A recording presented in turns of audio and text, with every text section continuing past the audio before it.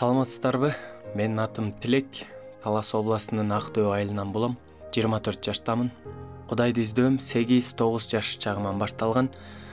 Мектебибиз айылдан 5 километрдей алыс болгондуктан эртең менен өкмөттүн автобусу алып барчу эле.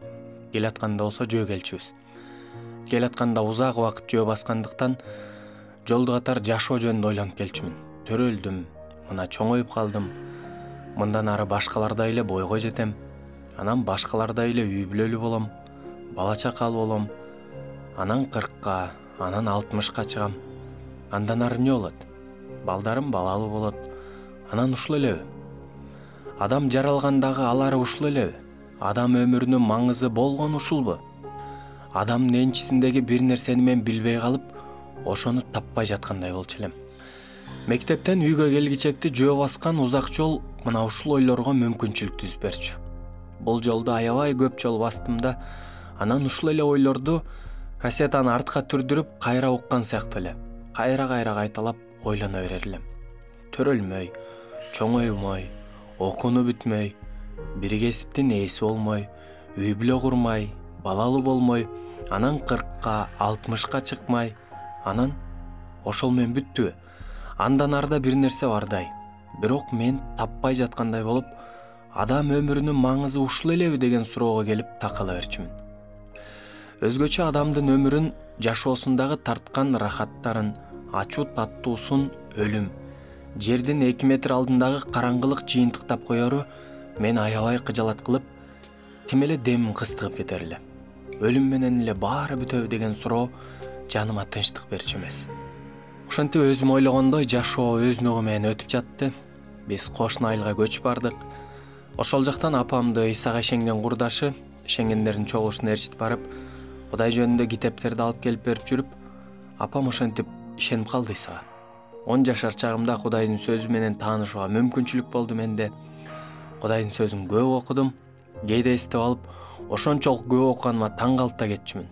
Азыр ойлосом, ошондой жол менен, ошол бала кезимен жүрөгүмө Кудайга карата ишенимдин үрөнү себилиптир. Мен мындай ойдо болчумун. Чыныгы Кудай өзүнө бара турган жолду өзү жараткан адам баласына 100% ачык көрсөтөт дечимин. Ал өзү жараткан адамын өзүнөн адашкан жакта, адашкан боюнча калтырбайт. Адамга эмне үчүн жаратылганынын анык маанисин белгисиз, бүдөмүк бойдон калышын каалабайт дечимин. Кантип эле Кудай өзү жараткан адам баласын жолду билбей, адашып турса карап туруп, жол көрсөтүп бербесин дечимин. Мендеги сыяктуу эле адамдардагы эл көргөндү көрөбүз, барганда көрөрбүз, мүмкүн жакшы иштерди кылсак куткарыларбыз деген сыяктуу бүдөмүк ойлор бар да. Мен ыйык жазуу аркылуу Кудайды тааныганымда Кудайдан так ушул сапатты көрдүм. Инжилде ал өзүнө бара турган жолду так көрсөтөт. Бул менин ишенимди ого этер бекем деди. Байкасаңыздар, адам баласы дайыма үмүт менен жашайт. Көрсө мен баягы бала кезде изденип, ойлонуп толгонгондорум ошол кезде мен үчүн ачыл элек болгон үмүт экен. Тактап айтсам, Кудайды таанууга үмүт менен жетеленип келиптирмин.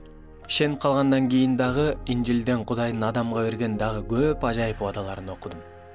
Өзүнө баруу үчүн көрсөткөн жолдун чындыгы тууралуу, Исага ишенген адамдын өмүргө ээ боло тургандыгы, өлүмдөн өмүргө өткөндүгү тууралуу. Анан дагы асман менен жер өтүп кетет, менин сөздөрүм өтүп кетпейт деген Исанын сөзүн окудум. Ал эгер мага ишенсең өмүргө ээ болосуң десе, анан ушул сөздөр асман менен жер өтүп кетсе да өтпөй турган болсо, бул Кудайдын мага берген убадасы экенин билдим. Убада эле берип тим болбостон, ал убадасын ого бетер бекемдеп, сөздөрү асман менен жер өтүп кетсе да аткарыла тургандыгын айтканы мен жүрөгүмдү болуп көрбөгөндөй козгоду. Ошондо ыйладым. Асман менен жер өтүп кетет, бирок Кудайдын сөзү өтпөйт. Демек, адам баласы да өлбөйт. Кудай адам баласын ушундай ырайымга ээ кылып койгондугу үчүн, адам баласын түбөлүк кылып койгондугу үчүн кубандым. Асман менен жер өлөт, бирок мен өлбөйм дедим. Анткени мурун өлүмдөн коркчу элем.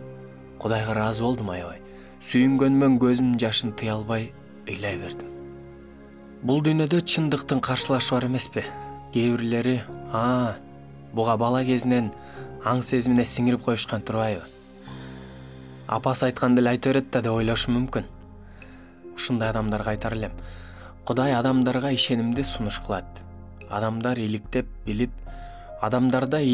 билип көрүү үчүн Кудай берген акыл бар, тандоо эрки бар. Ыйса оорулууларды айыктырардын алдында алардан ишеним талап кылган. Кудай адамга өз акылы менен ойлонуп, ары бери калчап көрүп, кандайдыр бир жыйынтыкка келүү жөндөмдүүлүгүн берген. Эгерде адам ишеним жактан алсыз болуп жатса, Кудай ишеним да бере алат. Инжилде бир адамдын "Менин ишенимимди арттыра көр" деп сыйынган сыйынуусу бар. Оорулуу баласын айыгышы үчүн анын ишеними керек эле. Ыйса анын баласын айыктырган. Бүгүнкү күндө дагы бизге ишеним керек экен. Мен болсо бүгүнкү күндө адамдарды Кудай жолуна үндөп, Кудайдын алар жөнүндө эң сонун каалоолору, ойлору тууралуу, аларды куткарып алгысы келер тууралуу айтып, Кудайга кызмат кылганга умтулуп жүрөм. Кудайга рахмат.